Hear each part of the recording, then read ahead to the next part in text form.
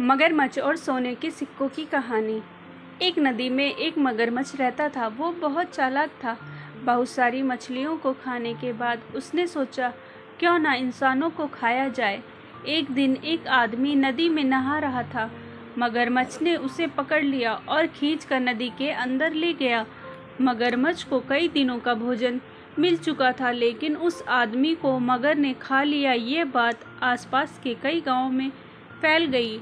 अब कोई भी नदी के पास नहीं जाता था। मगरमच्छ का मन बहुत परेशान रहने लगा।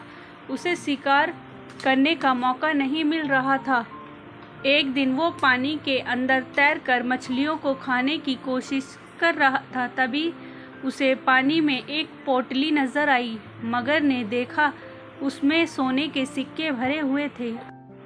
अब मगर को एक उपाय सूझा। उसने उस पोटली को अपनी पीठ के ऊपर रख लिया और पानी की सतह पर घूमने लगा।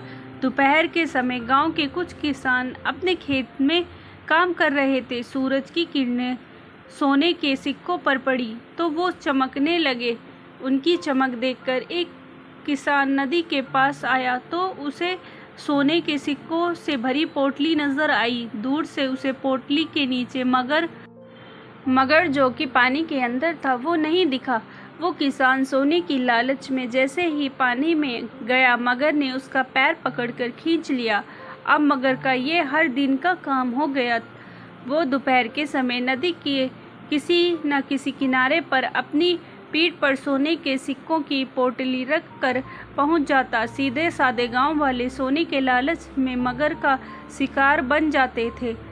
कई दिनों में ये बात फैल जाती है कि मगरमच्छ लोगों का शिकार कर रहा है, लेकिन किसी को भी ये नहीं पता लगता कि मना करने के बाद भी लोग नदी के पास क्यों चले जाते हैं। एक दिन सभी गांव वालों ने मिलकर पंचायत की। उसमें फैसला लिया गया कि नदी के किनारे पर पहरा देने के लिए गांव के कुछ नौजवान जो दूर खड़े रहकर नदी पर नज़र रखेंगे कि कोई नदी में ना जाए। गांव के नौजवानों को नदी के किनारे पर खड़ा कर दिया गया।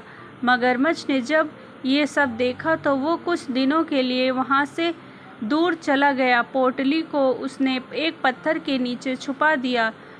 जब से नदी के किनारे लोगों का खड़ा किया गया, एक भी आदमी के मरने की खबर नहीं आई। कुछ दिन बाद लोग बेफिक्री हो गए।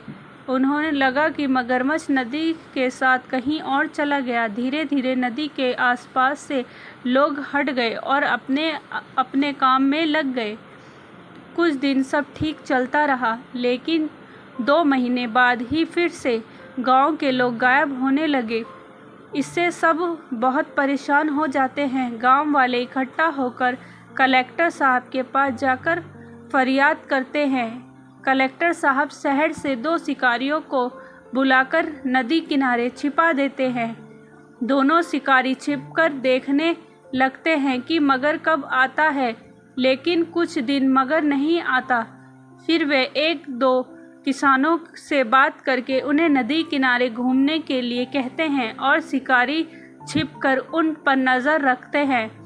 एक दिन मगर वहीं सोने के सिक्कों की पोटली लेकर पानी पर तैरता दिखाई देता है। सिक्कों की चमक से किसान और शिकारियों को सारी बात समझ में आ जाती है।